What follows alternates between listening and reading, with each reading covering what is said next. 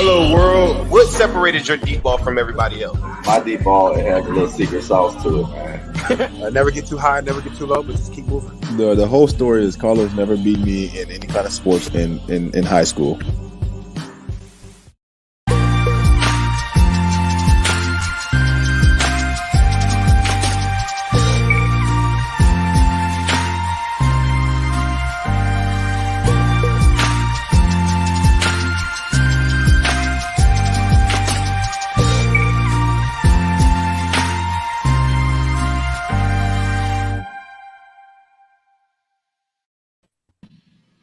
What's up, everybody? We are not in Sin City, but we're kind of doing the second best thing, getting together, talking some Cincinnati Bengals. I'm Anthony Cosenza, and we are all of the members of the Cincy Jungle podcast channel. We like to do this kind of a quarterly board of directors meeting or something, right? Just talking Bengals, getting the lay of the land on stuff. It's been a few months since we have gotten together, but we got all five of us together. We've got a lot to talk about. We've got some topics already that we're going to touch on. We're going to talk about a lot of different stuff, and we're going to try and get to a couple of listener questions as well. So you can leave those in the live chats, get in touch with us, call or text, all the ways that you usually get in touch with us.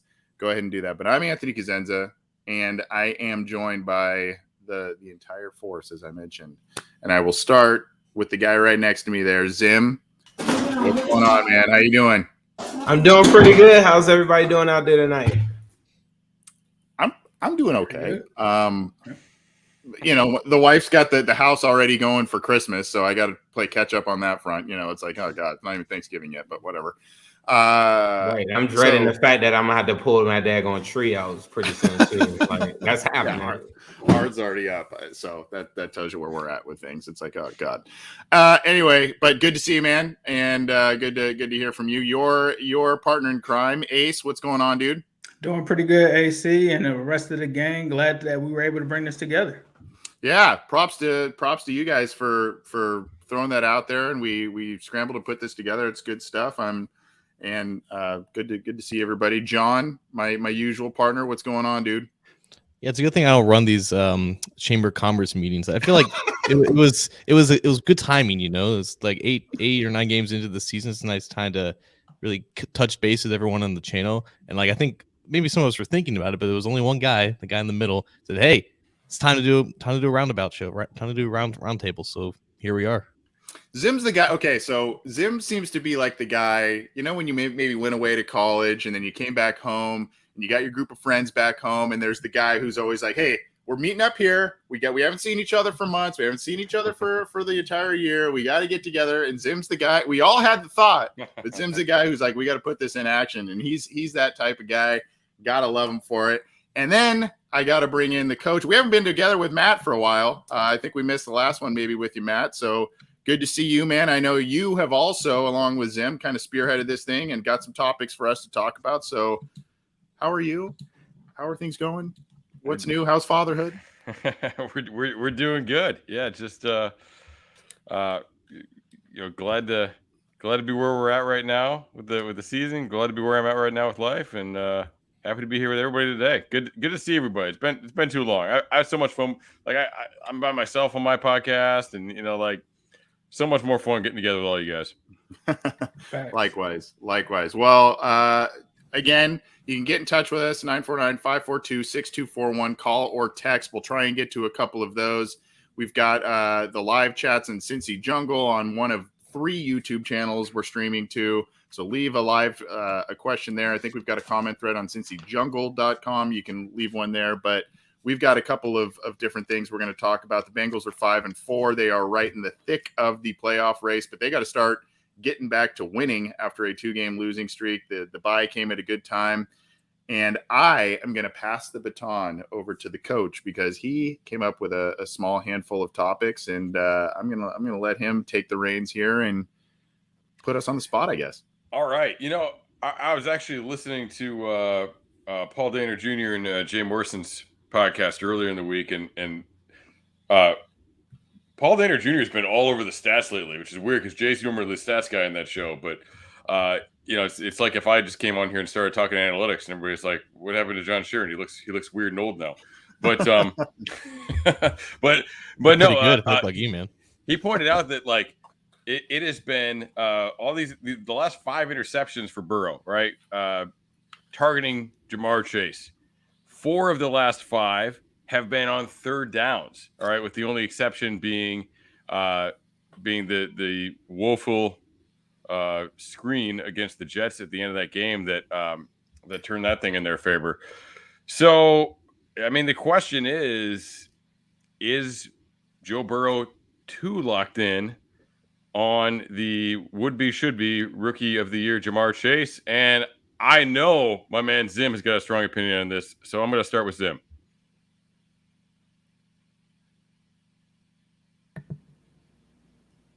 I think you're muted. You're still mute, muted, Zim.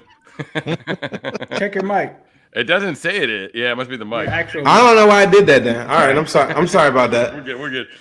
Yeah, thank you. Yeah, for me, there is a little bit of relevance, I guess, when people talk about him targeting Jamar Chase, and then I listened to that same pod that you were talking about where he was saying, yeah, like they're all the last 5, I think, are Jamar, and they're on third down, including the pick 6 and different things like that. So I get it, but part of me feels like when I listen to actual Brian Callahan talk too.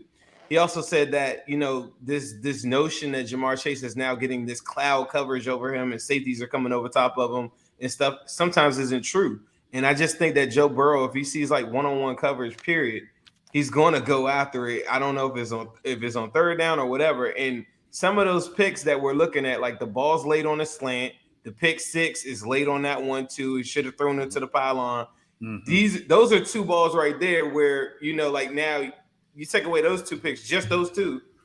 Joe Burrow's like with the rest of the league at 9 interceptions or whatever. Like the big boys at the top, most of those guys are at between 7 and 8 and 9 or something like that. So I don't put too much stock into it, but at the same time, there is a part of me that says that they have to have equal distribution, and that's part of them being more solid as an offense and being more consistent. Because me and Ace were talking about this one day. He was like, man, they got to be more consistent. More. I'm like, for sure. I feel like that too. Kansas City probably felt like that in the early years as well. But one thing that everybody was scared to death of is the explosive plays. And right now, I feel like the Bengals are the most explosive team, with the exception of maybe the Kansas City Chiefs, probably in the NFL. Like year one. There's not too many teams that can really score that fast and have that type of weaponry. And to move away from it, it's a hard thing to do, especially if Joe sees what he likes. I just think some of those are like bad balls, bad circumstances, tip balls. Every interception has a story, but equal distribution is always needed. That's, like a balanced attack is what is going to get this whole thing moving and rolling. So it goes both ways. So I'll leave this kind of follow up over to John. So we know that Burrow's greatest asset really is how great he is with those 50-50 balls. His ball placement is incredible. So you like that he's taking these shots, that he's trying to put the ball in. But yeah, there have been some throws that have been a little late. There have been some throws that are a little off target. And sometimes you go back and you're looking and you're like, oh, he must have been under pressure. And it's like, oh no, they wasn't really under that much pressure either. It seems like not only the recent pick on the slant, but there was another slant in that same game that was like a little behind, and there wasn't really anything the defense was doing that seemed to be dictating that. Do you think there's something off? Maybe the knee, or maybe something else with Burrow's placement that's causing this sort of issue? Potentially. I don't think we know too much enough to say that with any degree of confidence. I think just in regards to Chase and Burrow, the whole idea with this trio was that, it was 3 receivers who could do different things, but defenses would have to account for all 3 of them. And there was so much hype with T. Higgins entering the season, and with the late offseason that Jamar Chase was having, we were thinking, okay, Burrow's not going to force it to Chase. There's hype with Higgins. It might take a little bit. And then immediately it was the Burrow and Chase show, like they didn't miss a beat from 2019 in LSU. the best offense that the Bengals have had is just throwing the ball to Jamar Chase this season. It's why, despite the 11 interceptions from Burrow, he's still top 10 in non-garbage time situations in EPA per play and success rate. Despite the 11 interceptions, this offense is 100 times more explosive because Joe Burrow has Jamar Chase to throw it to. And for the most part, it has been fantastic accuracy. I think he's still, the best in the league at avoiding off-target throws, according to Next Gen Stats or something like that. So yeah, there have been a couple issues, and the reason why we're talking about interceptions, there's only been a couple games where they've been like a legit problem, and we can attribute the Bears game to just trying to press when nothing was really working earlier in the game. But in the Browns game, he threw 2 interceptions, and they turned the ball over a handful of times, and they didn't have any explosive plays to counter out that, which is why they ended up getting crushed, because they also couldn't stop the Browns offense. So it became an issue when they didn't have the explosive plays and the touchdowns to counter out the interceptions that have been a consistent thing all season long, which goes to show you that, like Zim was saying, when you have that explosive element in your offense and defenses have to account for that, and it's hard to stop, you can live with some of those bad decisions. But I think you do bring up a good point. In the recent weeks, there have been some accuracy issues with Burrow, and I don't think it's just attributing it to just throwing up to Chase with confidence. I think maybe it's just been a little bit off, and maybe the bye week came at the right time. You got me set up for some stuff about the defense, and I love a good segue, but I got to give Ace and Anthony a chance to talk here too. So we will cycle back to that the other problem with picks on offense, with turning the ball over on offense, is when you are losing the turnover margin so bad because you're not getting turnovers on defense. I mean, that is rough. So yeah, let's take the next step with that and look at it. I mean, I think it's not just Chase to me. And you look at that Baltimore game where I think we all thought that Marlon Humphrey was going to give Chase problems. Maybe not Zim. Who you thought was going to give him some problems? I knew he was going to scorch him up. I came into that game. I wanted him. That's the smoke I've been waiting for all season. Marlon Humphrey ain't did nothing. I ain't want Marlon Humphrey when he was coming out of the draft, and I ain't want him that Sunday, and I had to pick him up. I think you look at that game though, and I think the game plan was to stay away from him a little bit too, because they targeted T like crazy in that game. So I mean, is this? I'll send this one over to Ace. Like, is it more that Burrow's not just a Chase thing, but that he's getting locked in on the first guy, and maybe it's just that he's so confident and he knows he can place the ball so well that he's like, man, that guy's open. Is that where we're having some of these problems? Because T could have had a big game with all the targets he had, but they weren't able to connect on very many of them.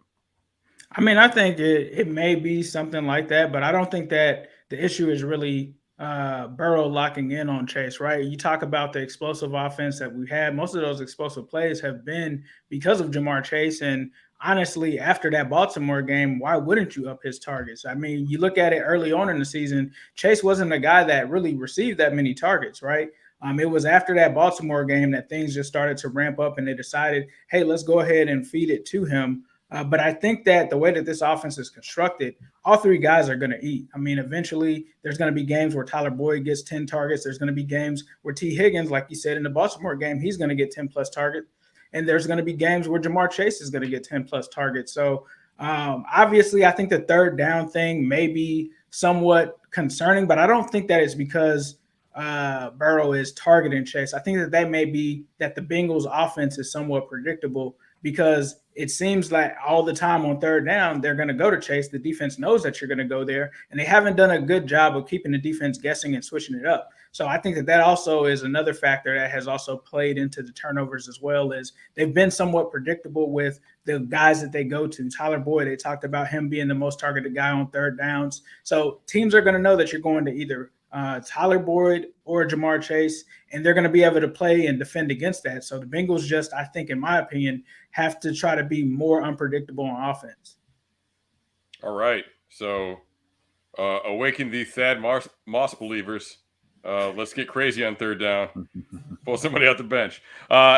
Anthony, so Ace mentioned Tyler Boyd in there. Like, Boyd is not production-wise having the season we expect him to have.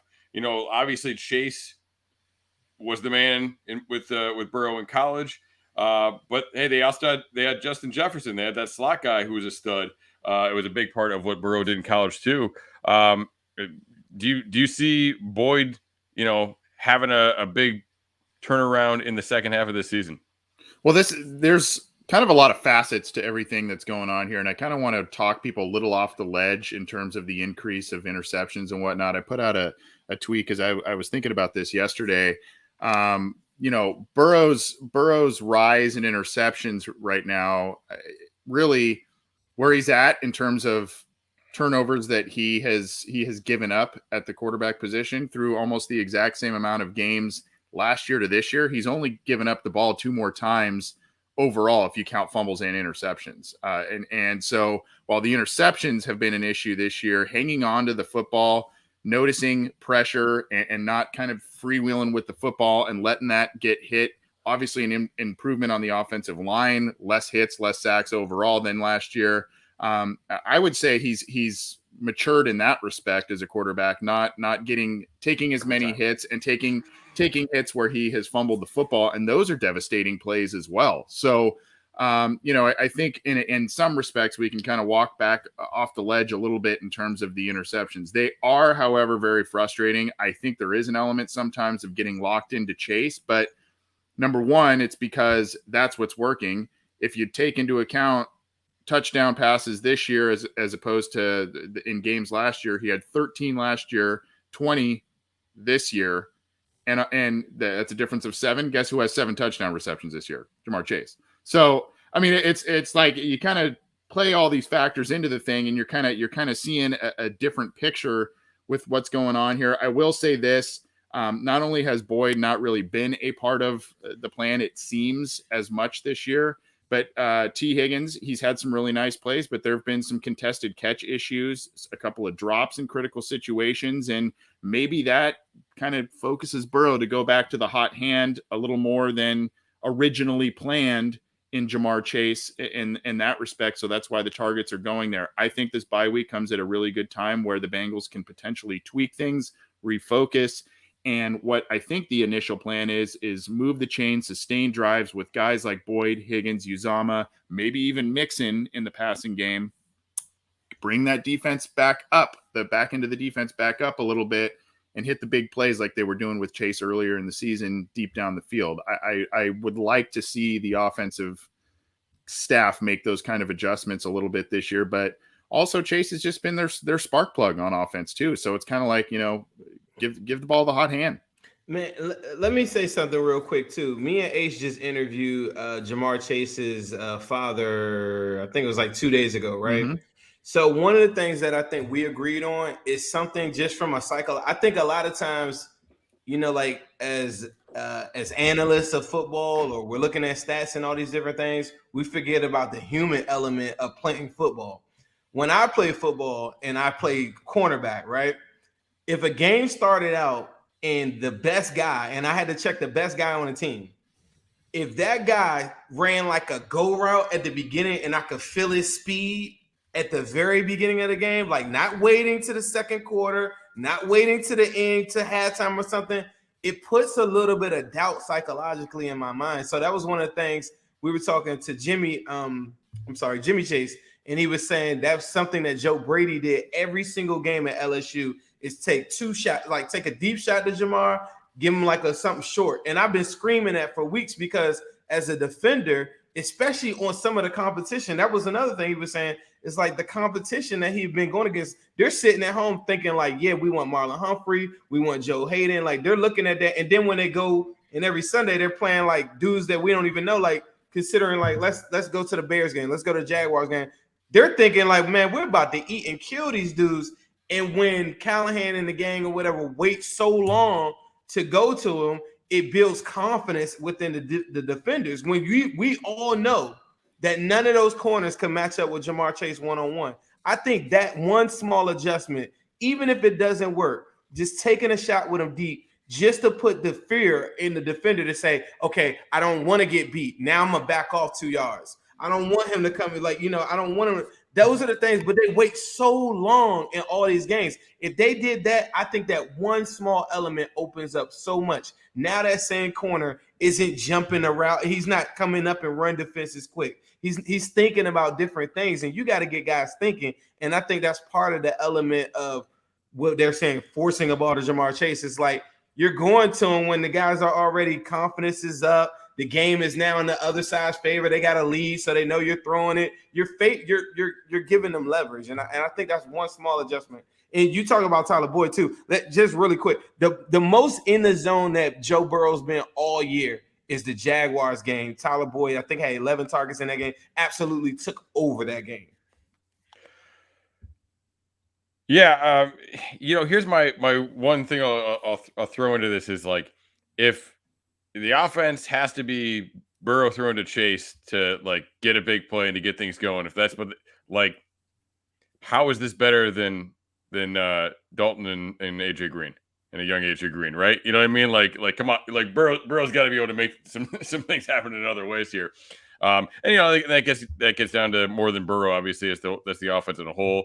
I think a lot of the problems come down to the offensive line, to the lack of consistency there, to some of the problems they're having. Once again, this year, it's been a bit of musical chairs at the right guard position. Hakeem Adeniji, friend of Orange is the New Black. Definitely check out their interview with him.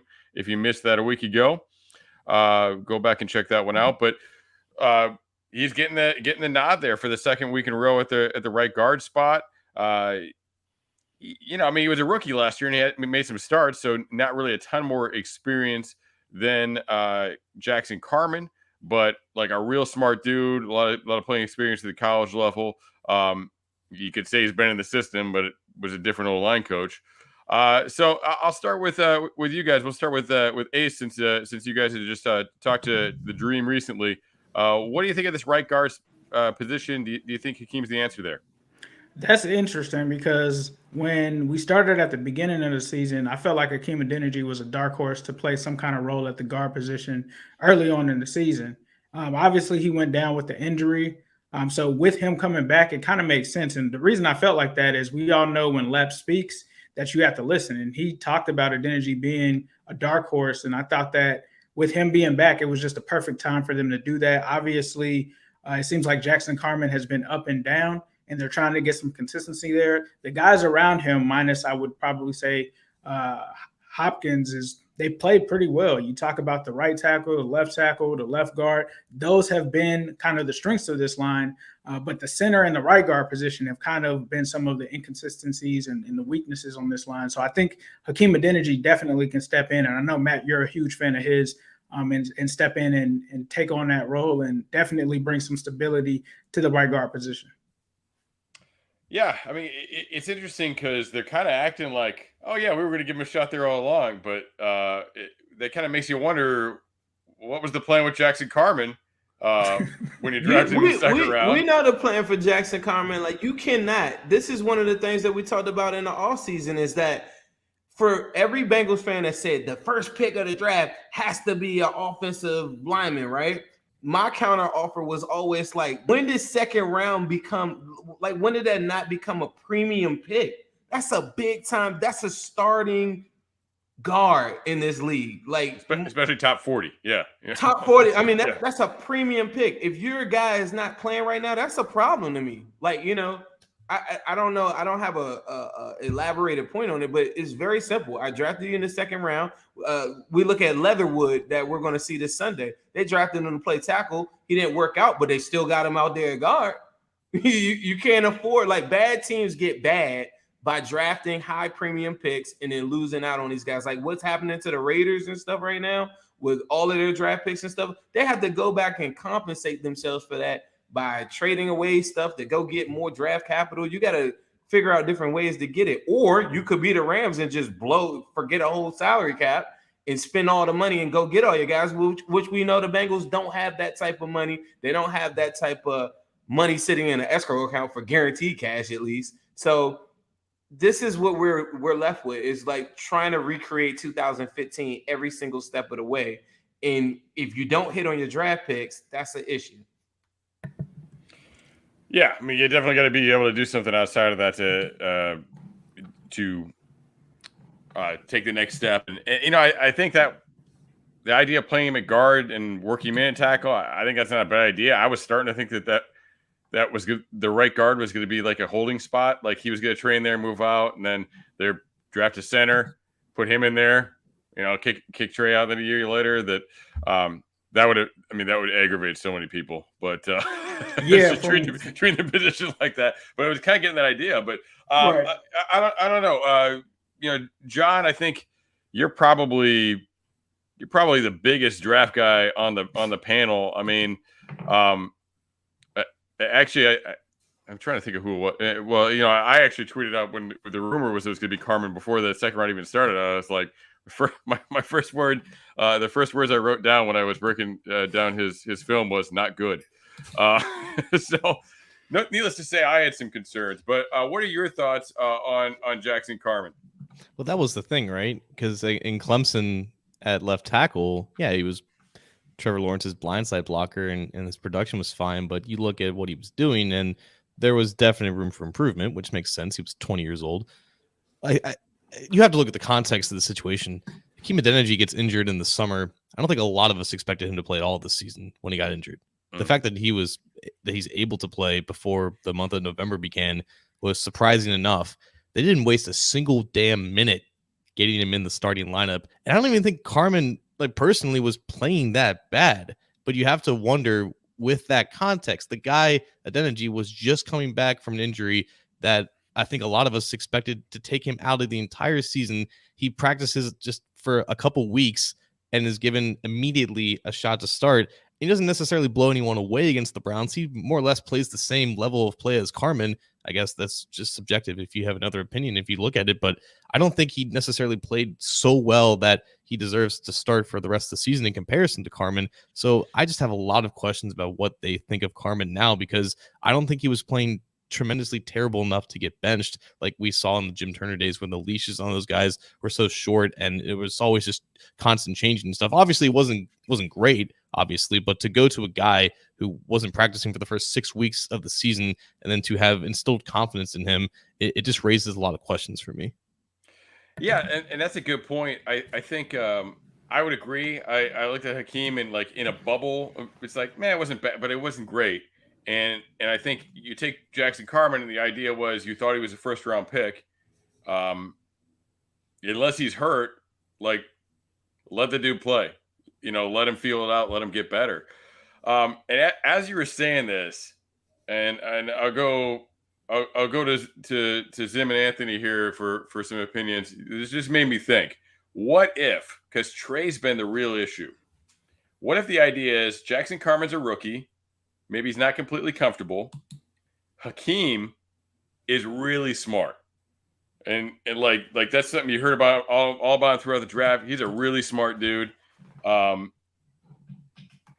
You got Quentin Spain, who's, you know, might be your most experienced lineman. Well, maybe not, but, like, you know, he's a really experienced, smart guy. What if the idea is, if you have guards who can split it up and kind of make the calls, you can deal with not having Trey Hopkins' brain on the field at center. So maybe the idea is, if we can get some smart guys around perhaps a rookie center, we can survive without Trey, whose knee just isn't there. What are our thoughts? Anthony, you're not muted, so I'll go to you first. Well, I don't know with Hopkins. I don't know that the issue, personally, my opinion is, I don't think it's a mental thing with Trey Hopkins. I think his knee and him coming back from that knee injury, I think that may be. Let me clarify. Hopkins is really smart, makes all the calls, makes all the checks for the line. Yeah, so I'm not. Yeah, he's the man, and it sounds like you're right. We're cool seeing a with him different being Hopkins there for that reason. Even though I think they knew he was going to be a little bit limited, but they trust his brain there, and they needed him to make those checks. So yeah, the idea is, what if you can survive not having that brain and have a knee some knees that are a little bit better because you put guards that are smart around him. No, I see the rationale there. I think unfortunately, we all say, anytime any of these guys get an injury and a subsequent surgery, it's the surgery always went well and they're recovering well and they're right on schedule. They're ahead of schedule. Well, each body responds differently. And obviously Joe Burrow having a knee injury, he's 220 and Trey Hopkins is 300-ish pounds. And that's just more pressure on the knee, different position and all of that. I just think it's a physical thing that's ailing Hopkins. I understand your rationale, though, of maybe divvying up a little bit of the calls and responsibilities across the line, especially the two guys flanking him. So I understand that. Kind of talking about Adeniji and Carmen and all of that. I liked Adeniji. I liked, especially Matt, after you went into a lot of different film and different things with him after he was drafted last year. I really started to come around on him. The tape that he put out and starting role, like you said, was kind of it's the same thing with Carmen. And then, we had a guy we were all excited about this year and Deontay Smith, who unfortunately left, he's injured as well now. So, I mean, there's kind of a double-edged sword situation here where there's a lot of guys that they've amassed over the last couple of drafts that you feel like, hey, maybe there's tackle potential there. There's guard potential there. Long-term viability at guard or tackle with some of these guys. So you feel pretty good about that. But at the same time, the team just doesn't seem to be fully sold on any of these guys really early in their career. They're doing the musical chairs thing again. They're doing the deal where, a little bit of short leash like you talked about. And that's kind of a warning flag for me a little bit in terms of how much belief do they have in these players. Yeah, they're still really young, especially Carmen. John mentioned, I think now he's at 21 years old. He's probably one of, if not the youngest guy on the roster right now.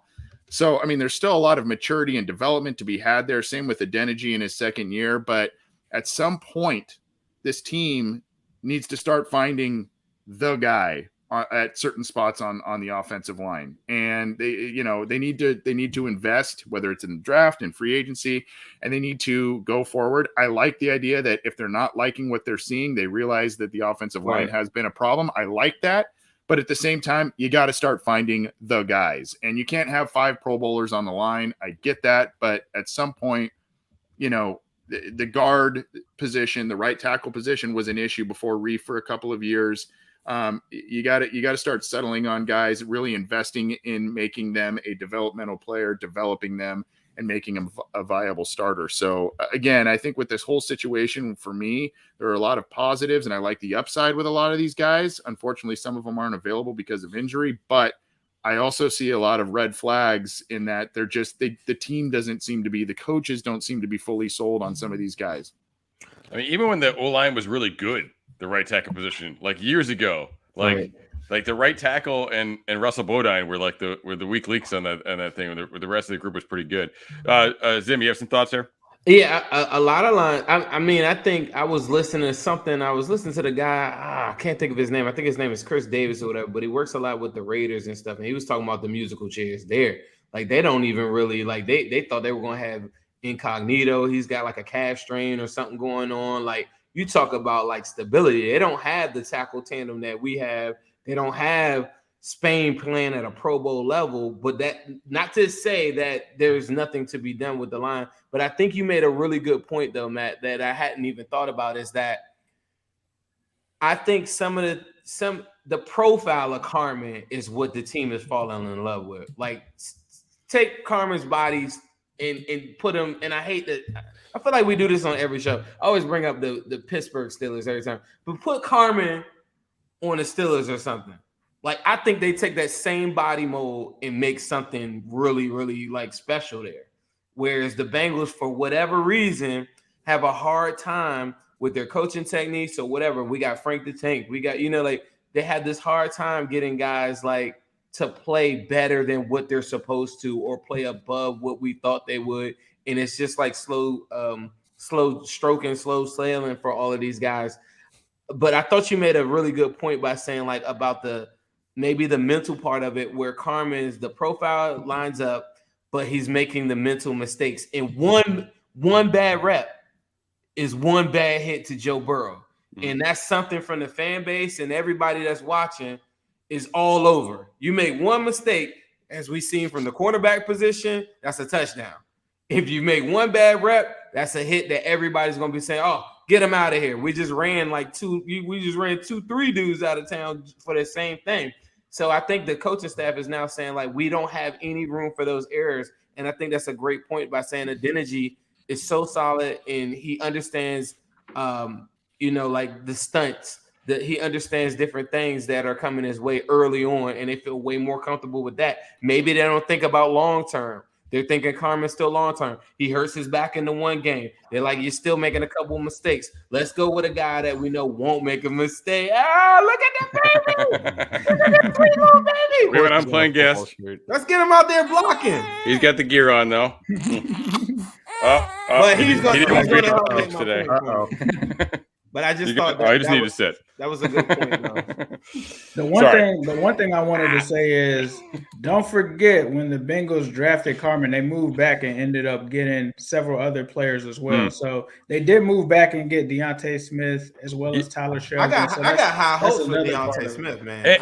I think Deontay Smith is the guy that I really want to see the most, especially after training camp. With Carmen, from what I was told, he was supposed to play right guard, but they were kind of grooming him for right tackle next year if Reef ends up leaving. That was the initial plan. I don't know if that's changed Reef's balling now or not, but yeah, that was what I was told was the initial plan is, hey, can he play guard? And eventually we want to move him out to right tackle. So we'll see what ends up happening with that. But I really want to see Deontay Smith for sure. I got a quick question for everybody. We're watching Reef play like how he's playing, right? This is what I said before the season. I'm not as quick to say he's gone as everybody else was. On a scale of like picking Quentin Spain, Ogunjobi, guys like that, who are your higher guys that you think in the offseason? I know we're looking a little bit ahead, but I just thought this was like I want to ask you guys this. Who would you go and sign first?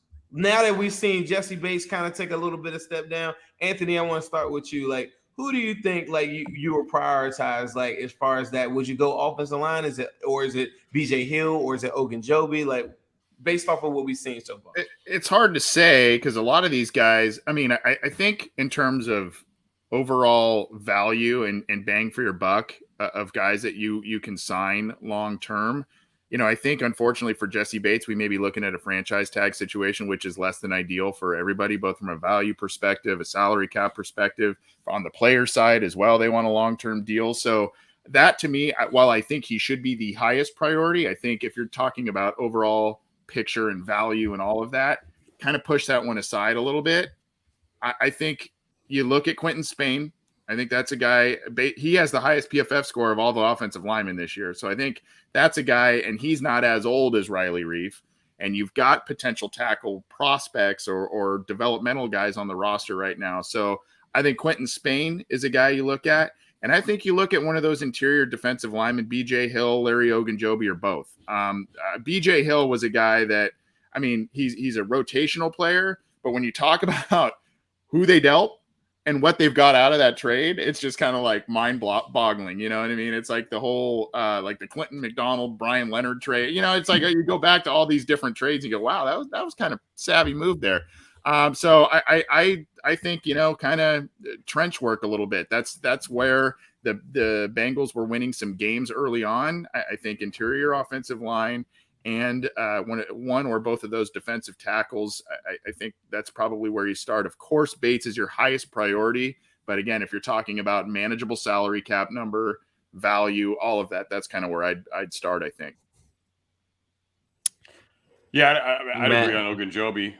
What do we think, Ace? So you're higher on Ogunjobi, even though, like, for me, this is one thing that I noticed, even on the Chubb run. Don't y'all think that, like, don't you see this a lot where Ogunjobi's there, but he doesn't really make the play? He's missed 10 tackles. I see that. He's always in the backfield, but I'm like, why didn't he make the play? Yeah, I mean, that's what it is to me. He's always in the backfield. Like he's always causing pressure. He's the three tech that we, Yeah, and he's penetrating. He's causing the problems. I say pressure, but like really for everything. But no, I mean, you make a good point. There are those kind of like little moves in the open space that have been getting him. He's definitely been a part of that. I don't know. I just like the big splash plays just like stick out to me with Ogunjobi. Right. And I think Ogunjobi, you're taking a lot of the great things with him, but just also accepting, like Zim said, the missed tackles and the fact that he's not winning that much as a pass rusher. It's just that when he does win, he finishes, which is why he has like a decent number of sacks this year. So in terms of prioritizing these guys who are entering free agency, I think Quinton Spain is obviously playing the best, but I think you should have confidence in Deontay Smith filling in for him next year if they happen to not get a deal done. So it's not like it's such an urgent thing to get Quinton Spain under contract for long term. With Riley Reif, I think he's playing okay, but he's going to be 34 next year, and he's probably not going to be any better than what he is right now. But at the same time, you don't really have a solution behind him, and you're probably going to have to draft someone anyway. So naturally, the priority is high there, but you're not really paying for a top tier guy at that point.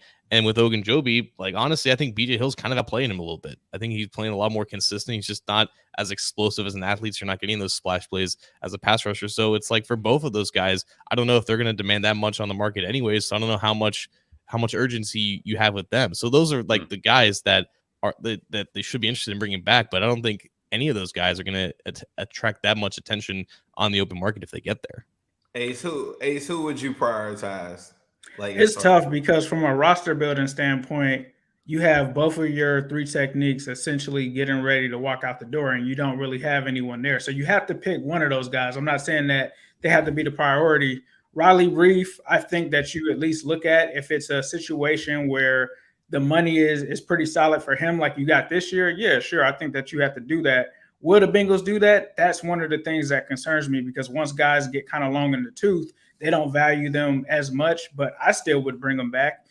But you do have somewhat of a contingency plan in that case that he doesn't come back. You still got Deontay Smith. You still got Jackson Carmer. The one thing I will say is even though these guys haven't really panned out, the Bengals are in a way better space, in my opinion, as far as depth with the offensive line than they were last year. Like you still got Fred Johnson. You still got some of these guys. So depending on what they do there at the right tackle position, we'll see.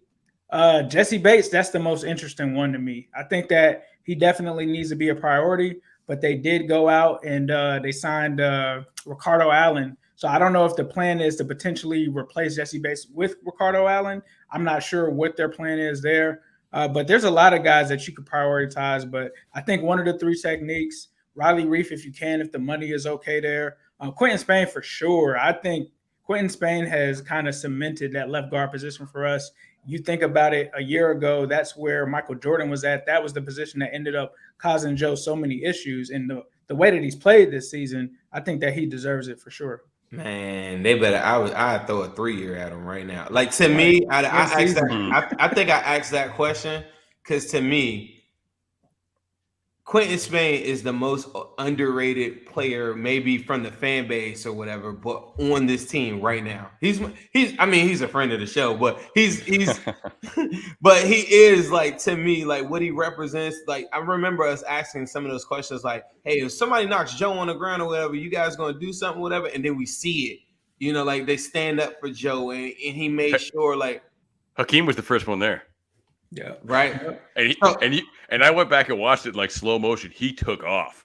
He was like it wasn't even standing there. Like right. He got his ass. He went there. frame by frame with the reaction. He means yeah. I wanted to see who was reacted, who was reacted first. It was him. Like, he was there. Adeniji is a serious guy in the sense of he's very smart and intelligent with the questions that I think we were asking him to make sure that he answered them the way that he wants to. And I feel like he's assertive with his actions. And that makes sense that he'd be the first person like right on the spot. But I just think like Quinton Spain, like just talking to guys, like he's the guy that's getting all the guys all together, eating together and getting part of the culture together and getting restaurants and all these different things for the offensive line. And then he's matching this play.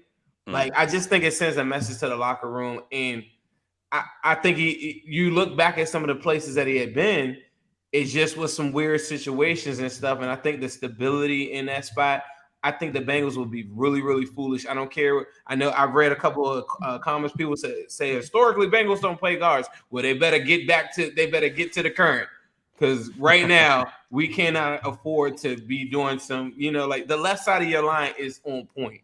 Well, he's not going to cost very much either, so which is why you're more confident. Exactly. It feels like a deal's going to get done with that, as well as Bates. Right. Like it feels like it's not even worth discussing with Bates because they're going to at the very least franchise tag him. There's like no real conversation with that. I think they get the Bates deal done too. I think. Go ahead. No, I was saying it was possible. I was about to. I think before it might be a little bit of a holdout coming up next year, whatever. But I think they get it done. But it's not till next year though. That's just my gut. Yeah, heard a couple things. And Bush comes to shove, they could franchise him because Ricardo Allen's not a long-term answer there. Like they got to figure something out better than that. For sure. But yeah.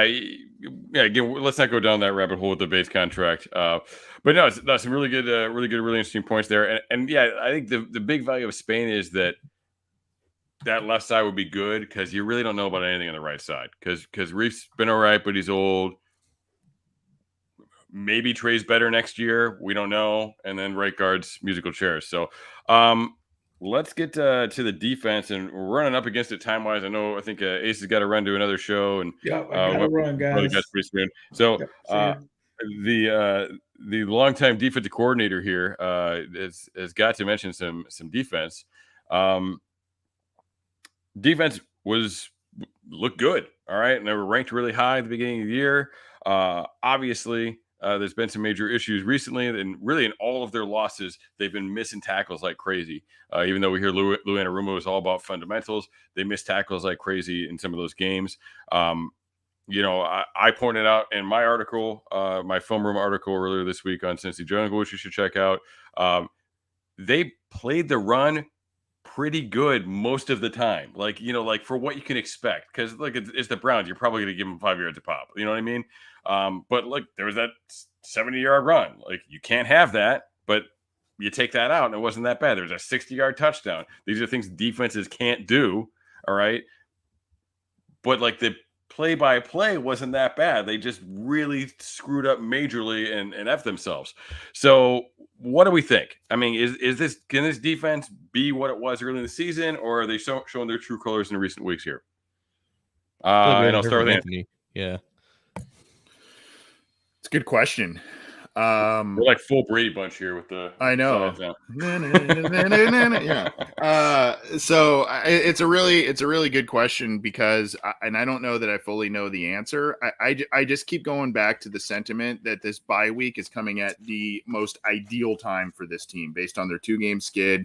Both sides of the football are not playing their best. They are not doing the things that they excelled at in the first 7 weeks. They got them to 5-2 with a couple of high quality wins. So, I can't blame it on injuries this year. Last year, you had all of your stars out at this point on defense.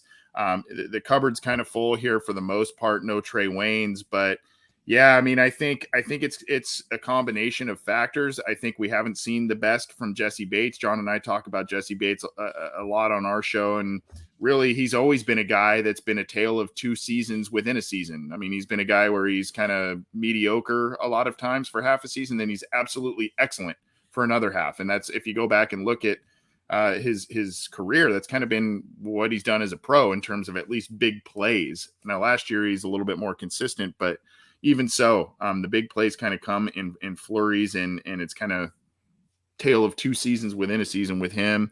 I think the pressure has been a little less consistent and less consistent from some of the guys who were doing things well early in the year. And I think you guys brought it up, and I couldn't have put it any better about Larry Ogunjobi. I love the tweet that John put out about Larry Ogunjobi about how he's the 180 hitter with 40 home runs. Like he's the guy that he'll absolutely wreck a play or he'll be completely out of position.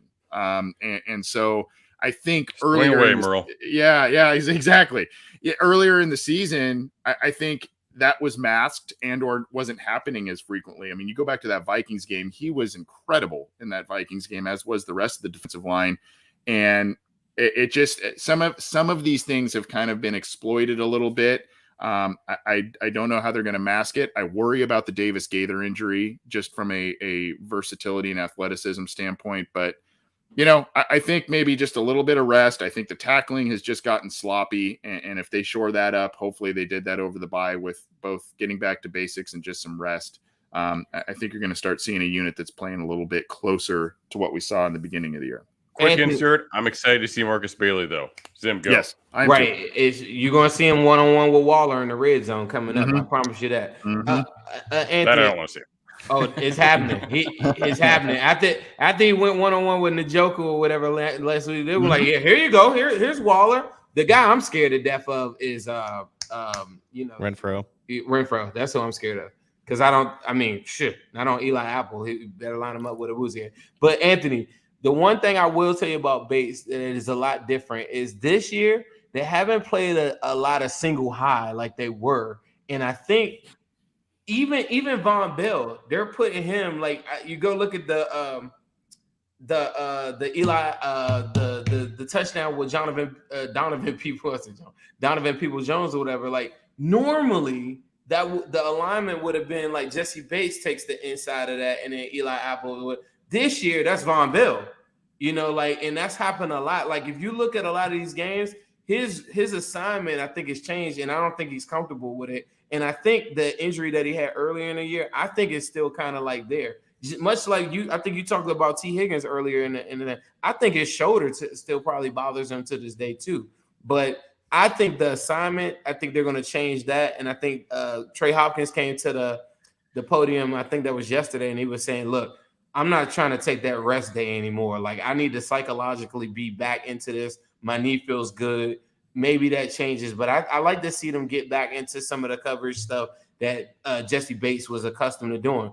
Do you know that Jesse Bates doesn't have one pass breakup the entire football season? That's crazy to think of. I do wonder what people are going to think. Like Bates all of a sudden gets 2 picks in the next 4 games, and all of a sudden he's got 3 interceptions. Or people are just going to be like, "Oh, he's great." You know what I mean? Like I feel that's like why interceptions are just right. Interceptions are just weird. Like we just get caught up in the oh, he's having a down year. I'm like, all right, well, he's a safety, so tackles are kind of unpredictable a little bit, and the interceptions are always unpredictable. Plus, he always has 3. Like so, he's like. It's halfway through the year. He's like a half off of a half an interception off of pace here. You know what I mean? But John, what do you think? Bates is honest almost to a fault. Cringe Wizard said no one should worry about Bates not getting a contract. I think he was worried about not getting a contract, and he said that earlier this week. And he said my head was not in the right place, and I think playing in a contract year can do one of 2 things. It could either motivate you to overperform, or it can distract you from playing your best or just playing at your usual level. It seems to have been the latter for Jesse Bates for whatever reason. And I think Zim has brought up a good point. There was the difference in just the way that they've looked like they've gone into single high in some coverages, and then they've kind of disguised that to go into 2 high, and they've used Von Bell more as a deep safety this year, which has kind of changed Jesse Bates' role, but it still doesn't look like he's reacting as quick to some of these routes. And I remember in the Baltimore Ravens game, like there were a handful of passes that last year, Jesse Bates probably closes down quicker and maybe makes a play on it. So I think Bates can turn it around because he's shown in the previous 3 years that whenever he has a bad half of the season, he turns around with a good one, or he goes from a good half to a bad half. So that's kind of the moral of Jesse Bates' career thus far. And with the entire rest of the defense, man, I don't think they expected anything from Mike White, and they tried to be really conservative, and they ended up getting shred by 1,000 paper cuts. And I try to tell people, man, Nick Chubb might matter a lot. I think he's a top 3 running back playing behind the best offensive line. That's a very dangerous combo. And the Bengals, despite all the improvements that they made, have not shown any capability of being able to tackle him. And I think that's going to be a problem until they prove that it's not. So they ran into another iteration of the Browns offense that they've shown that they cannot stop. And then they got surprised by another rookie quarterback, or a quarterback who's making his first start. So those 2 games have altered the perception of a Bengals defense that was largely exceeding my own expectations. Trey Hendrickson was completing a lot of his pressures at a rate that I didn't think was sustainable from last year.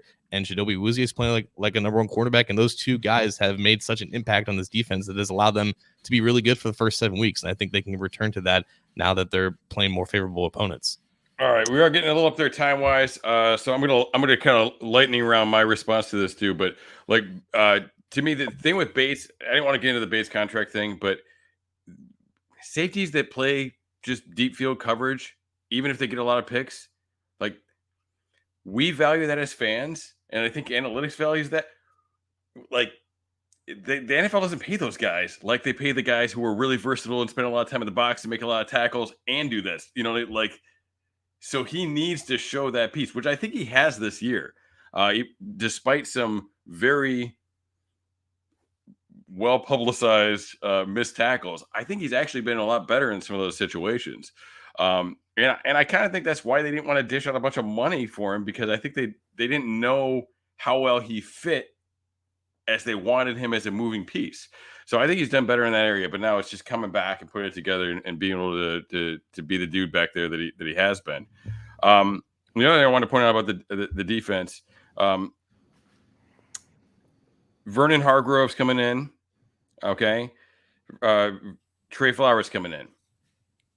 Maybe Trey Flowers is covering Darren Waller. Yeah, I like that a lot better. I love that. And they talked about using him as more of like a dime guy. And I think Vernon Hargroves, maybe that's against the Colts last year. They tried to make a franking corner out of LaShawn Sims and Darius Phillips, and it was a massive error. Eli Apple, Vernon Hargraves, two former first-round picks who do have some talent, just had some issues. Maybe he can figure that out to make that work. Like, because Wayne's better. Like, Wayne's is better, but you can't rely on him. Even if he does get healthy, we can't rely on that. So maybe between those guys, they can come up with something to fix that issue on the defense. Man, they really miss Wayne's in run support. There's so many games that I'm just like, damn, like that Bears game. It from the cornerback position, I just thought that Trey Waynes would have been I don't know. There's some games out there. Hey, after you do this, I want to tell Anthony this. Do you have ability to go back on some of those super chats? And I want to be able to answer some of the questions from some of the people. There's been some really good questions in here. Yeah. A couple I've noticed that we've had some. We've touched a little. They've kind of coincided actually a little bit, but yeah, if you see some, Zim, let me know and I'll point some out for sure, because I want to get to some of these. There was one more thing I wanted to get to. Like, when we look at this, we've seen this division once. They're 2-1 in the division. Who are you most afraid of in the rematch? Easily. Ravens. I'm not afraid of the Browns. I mean, I was like, that was my take right away. I was like, after the Browns game, I was like, I'm more afraid of seeing the Ravens the second time. I watched the film again, and there are some, I feel like the Browns, we killed ourselves in that game, because had it been a shootout like last year, who was that? I think that was Anthony early in the show was saying by the time we got to week whatever, we didn't have anybody. We didn't have any of our starters on defense. If I get into that same shootout with Baker Mayfield this year.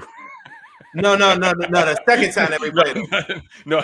No, I know, but they didn't have any. They didn't have a defensive line. We didn't have it. But by the time we got to week 8, week 10 or whatever that was, Jalen Davis was starting with Darius Phillips and a mix of LaShawn Sims, right? Yeah. And so all the Browns fans were like, "Yeah, Baker's cooking." I'm like, "Yeah, you won't cook against give me that same shootout, and I bet you I can win that game." And that's And I would have had that same shootout, but I just committed the pick 6, the fumble on my side of the field, the 4th and 3, which is another turnover. Any team you give them the ball 3, I virtually gave you 21 points.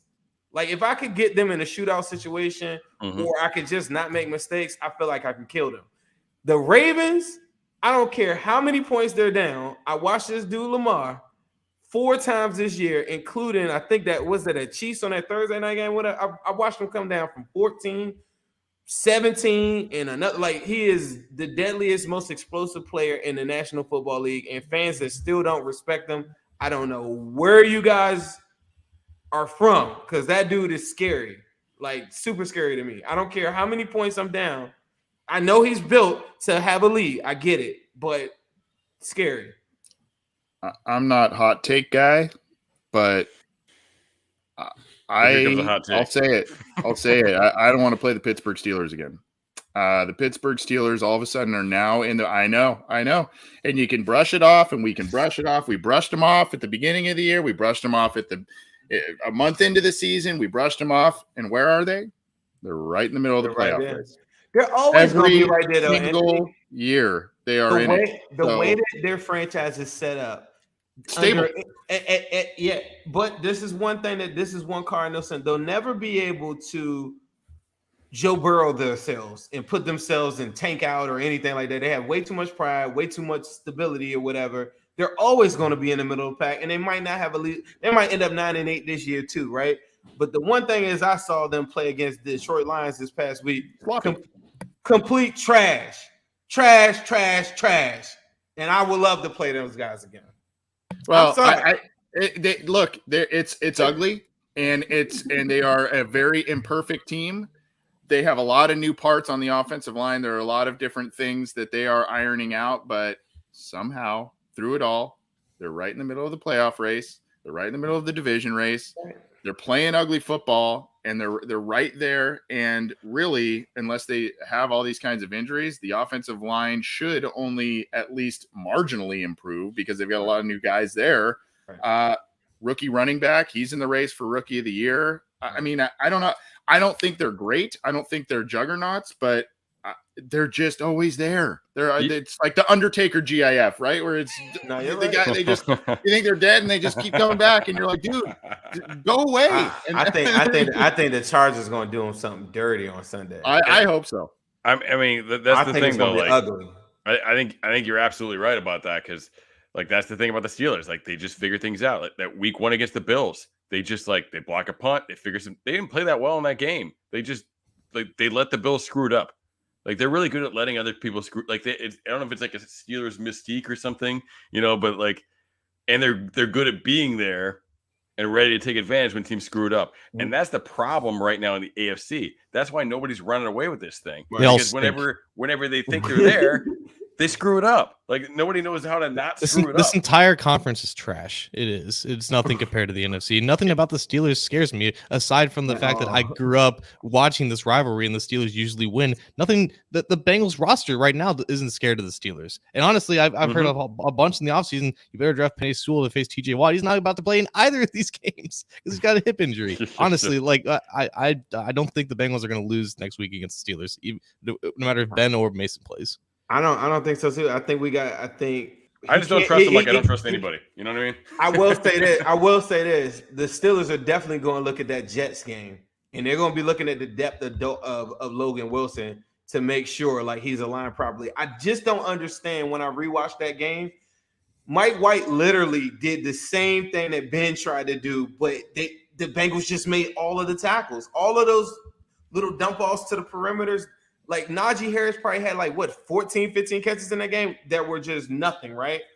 They did the same as that thing, but for whatever reason, the depth of Logan Wilson and the linebackers in that game was just so off, and he could never react to Michael Carter out in space. He could never react to any of these guys fast enough the same way he did, what was that, week 2 when we played the Steelers the first time? It was virtually the same thing, but I think they'll look at that, and I think it does present some problems, and then now you don't have a King Davis-Gaither. There are, for Anthony, you're 100% right. They'll always be there, and they always play down to their talent. So that's why the Lions game is they just look really bad though. They look like not just sloppy, like they look really bad in that game. Dude, I've joked about this for 2 years now, but I genuinely believe that the next time that Roethlisberger throws for 20 or more yards, his arm is going to stay attached to the ball and rip out of its socket. It looks completely done. Right. It's done. Dip it in bronze and put it in the Hall of Fame, right? Right. But like John makes some great points about the AFC. Like, there are teams, and you're like, ooh, they're pretty good. No, but then they screw it up. And like I think the Titans, like it caught up with them that Tannehill's not that good. Like people like act like he's just okay, But they've got enough things going on that. In this division or in this conference, the way it's going right now, especially if Derrick Henry comes back for the playoffs, they can take it because nobody's going to take it from them. You guys are forgetting else to do it. When you play Pittsburgh, you play 2 teams, right? You play the Steelers and you play the referees, as Blackthorn is pointing out there. So that's also what makes the game increasingly difficult. I posted a tweet. Do you guys know that the Pittsburgh Steelers are the only team in the National Football League that have never been called for a defensive pass interference? This year? What do you mean never? Oh, okay. For this season. Never. No, this whole season. And in contrast, their opposition has been called for defensive pass interference more than any other teams in the National Football League. I just wanted to tell everybody that because I wake up. Browns have been my new love this year. I wake up and I just hate the Browns this year. Before it was just I would wake up, somebody would cut me off on the road, and I'd be like, "Oh, he's a Steelers fan." But now I'm just like, "Is it Browns? Is it Steelers?" Like I hate both of them, and it's like my new passion. I had a question. There was a super chat guy. DJ Mister says, "My guys Zim, John, and the dynamic duo are my favorite." Sorry, Anthony, Ace, and Matt, but thoughts on chances of finishing 10-7, realistic or no at this point, guys? I'm gonna start with John Sharon. That would be 5-3. That's completely realistic. Like we talked about on Wednesday, all 8 of these games are not only important for the playoff race, but important to gauge how good this team actually is, because they're all against teams that they might face in the playoffs if they get there. But at the same time, 7 out of the 8 are AFC teams, and there should be no team in the AFC that the Bengals should necessarily be afraid of. And I think at least 5 or maybe even 6 of these games are going to be at home, where that should be an advantage towards the late part of the year.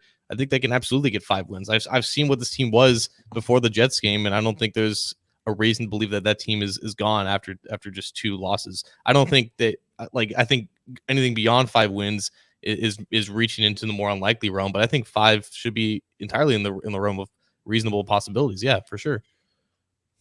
And you're going to need it. I think with a 17-game season, you got to win 5. I don't think you're squeaking in with 9. Nope. But no, I agree with everything you said there. And, I think there's a lot of, again, everybody's just kind of interesting. Like beginning of the year, we never would have thought this, but the Chiefs, obviously they got the playmakers. That's going to be an issue with the defense. But you look at that game and you're like, yeah, maybe. I think the Chargers is an interesting one too, because they've kind of been up and down. Obviously, you get the Herbert rivalry thing going on. So, I really look at it and I feel like they should beat the 49ers, and then every other game's like a coin toss, pretty much. You think they should beat the 49ers? Yeah. I'm scared of the 49ers. I'm least afraid of the 49ers. Really, I feel like their run game, the way that that's the type of game that the Bengals defense historically, to me, has lost. It's like guys that run different type of run concepts and put people in motion and make you think before the play. The times when we've gotten blown out by the Chiefs, it's just like the alignment pre-snap is just threw everybody off. Like the last time that we played the Chiefs, I remember, I see teams literally play the 49ers and pre-snap. You're just like, that's going for 8-9 yards. And we're good against the run, but they're not attacking the inside of they're not attacking. That's true. They get off formation. They get, sometimes there's alignment problems. You're like, oh, look at the gaps. There's no way, and Kyle's smart enough to do that. Like they have a coach that can do that stuff. Right. But I don't know. I just think talent wise, I just think if this offense gets clicking, if the game flow can go right, it really shouldn't be a problem, in my opinion. Anthony, what do you think? 10-7, Anthony. I refuse to answer this question because I'm not one of DJ Mister's favorites. So I'm not going to be. I'm kidding. I'm totally kidding, guys. I need to be one of the favorites in order to answer this properly. But no, I think I said in the early part of the preseason in the summer that the win range I had for the Bengals this year, if everything fell right, they stayed healthy, was 8-10. 8 kind of being on the lower side of things, and 10 being, they showed maturity, growth, development, all that kind of stuff. And so I think it's easily attainable. I think you need to ask me again after what happens Sunday, though, because if they can't win this game on Sunday against a team with an identical record and a lot of parallels, every single game that they have remaining on their schedule, 4 teams are either right outside the playoffs and in the hunt, and 4 teams are currently slated to be in the playoffs right now. So if you can't win this one on Sunday, which it's not gonna be an easy game, but if you can't win that game on Sunday against Las Vegas, then I think then 10 may not be possible. But as we sit here today, I think it's definitely possible. I think it is on the higher end of the regular season win spectrum that I had for them going into this year. If they get to the Raiders and they put themselves in an exclusive pass only situations, like behind, that's the only way I could see them losing to the Raiders is in Doc Way and Max Crosby just start going crazy. But if they get themselves in that type of situation, that's the only way, because the threats of Jacobs and the other things that the Raiders want to do, I think those are good matchups for us. Yeah, I was kidding, by the way. Totally kidding. Let me kind of double back to we're talking about the record, we're talking about the playoffs, we're talking about projection. One team we did mention in the AFC. Question. Was that? I have a good projection question. The next question too. I just want to throw this out there with one team we haven't mentioned is the Patriots. They're getting better, and it's Belichick's doing the Belichick thing and finding a way to figure out how to make this team win. Again, if the Chiefs were the Chiefs, you wouldn't look at them as a serious contender. But now you kind of got to do that. I'm sorry, Zim. The Patriots go to the playoffs. Chase is going to get F'd. Mac doesn't deserve it. Mac Jones takes the Patriots to the playoffs. He's going to win it. Right. Jefferson should have won it last year. They gave it to Herbert. And that was the beginning of the year when it was like Jamar Chase for the Rookie of the Year. The number one reason that I thought that was going to happen was Mac. There's no quarterback. Well, Mac Jones wasn't great at the beginning, and he's not great now. But we're the media's overhyping him. He's coming on. I mean, but he's coming on. A little too excited about him. I like him. I see good things. We're a little too horny for it. But we talked to Jimmy Chase though. Jimmy Chase. You know what I mean, though. But that's the thing. They're going to give it to a quarterback if there's a quarterback that's even remotely worthy. Right. Go on. Jimmy Chase said that the only way that they'll give it to his son is if he breaks every rookie record and they go to the playoffs. And I believe that too. And I've always kind of believed that if they had a legitimate, another quarterback and Mac Jones, that's just the way the league goes though. I think he still wins offensive rookie of the year or something if he hits 1,200 yards, right? The next question I had was Brandon Monroe Sr. said, I have a question for all of y'all. What position do you feel like we should take in the first round? I'm going to answer this one quick. I think it should be corner, and I think it should be Sauce Gardner. Sauce! Wouldn't hate that.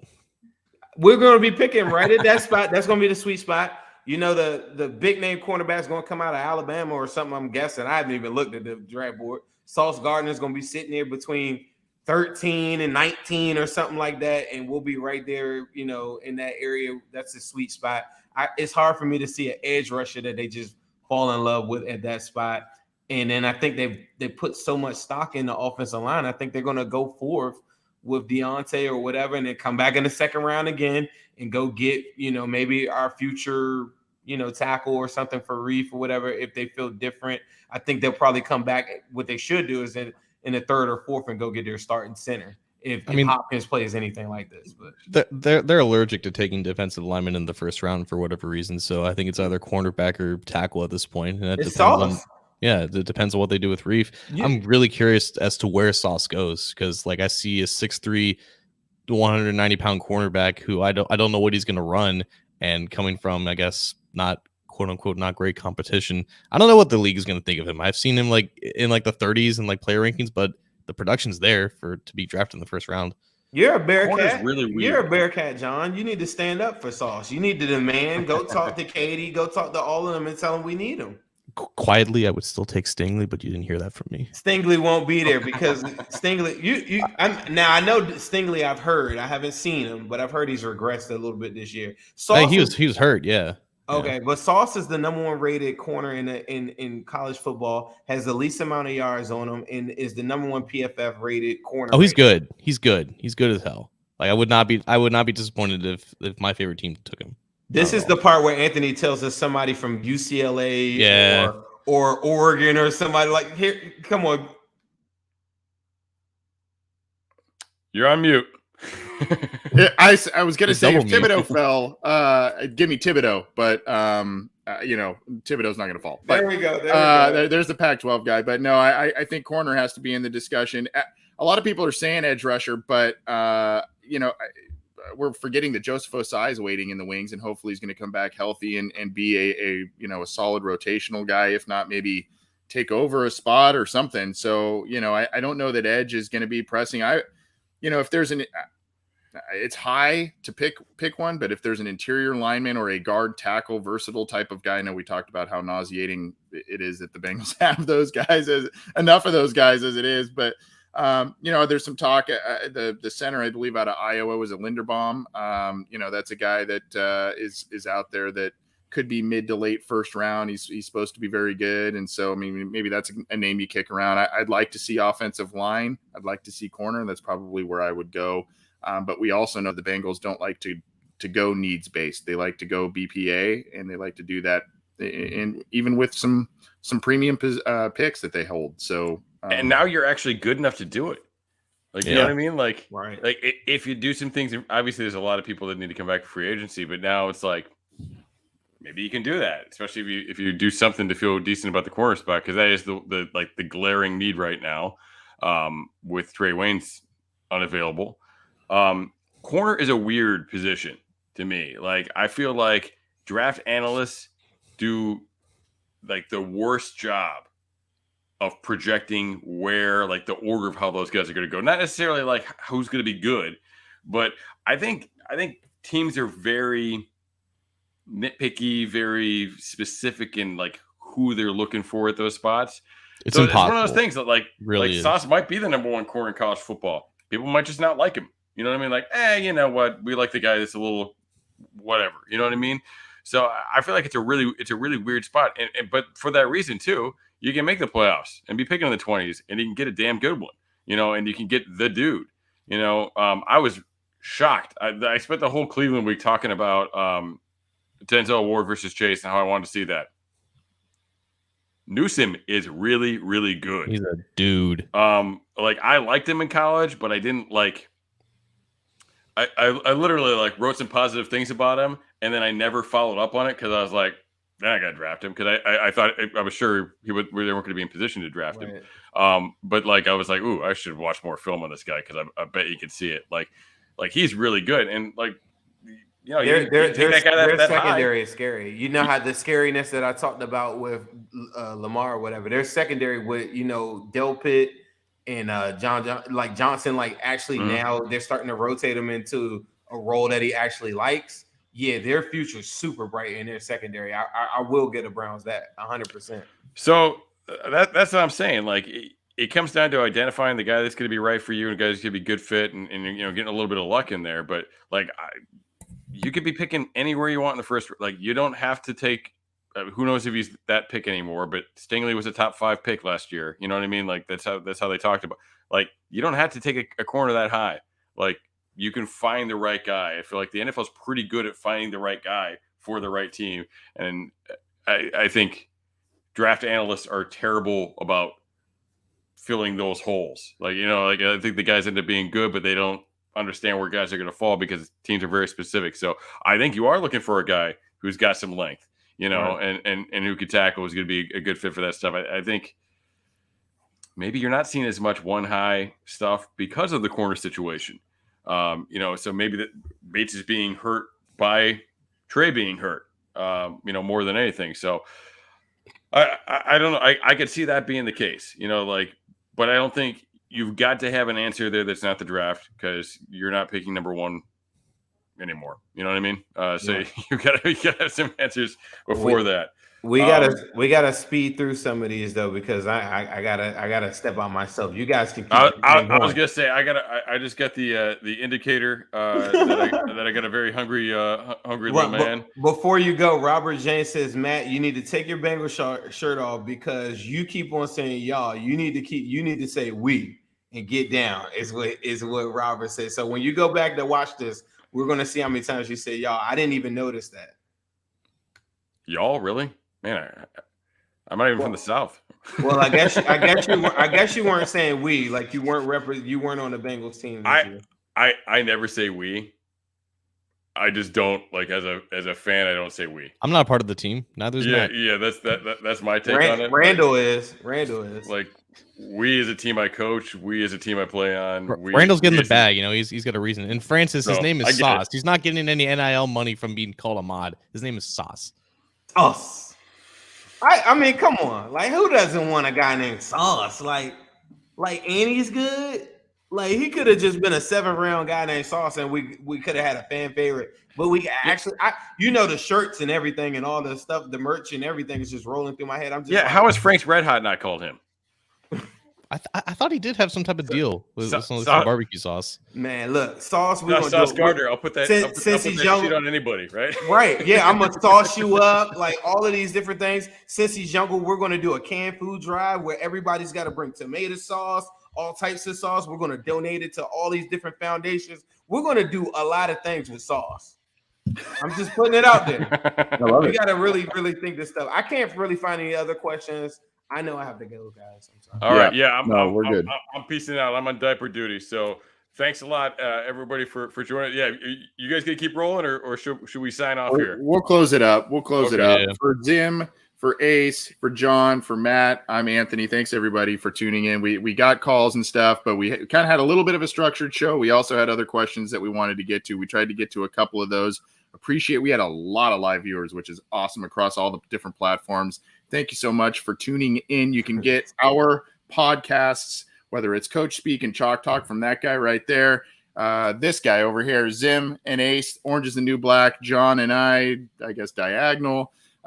He and I do the Orange and Black Insider, all part of the Cincy Jungle Podcast Network, iTunes, Stitcher, Spotify, Google Podcasts, iHeartRadio, all the major platforms. Subscribe, leave a review, check it out, and we appreciate all the support. Go subscribe to each one of our YouTube channels as well.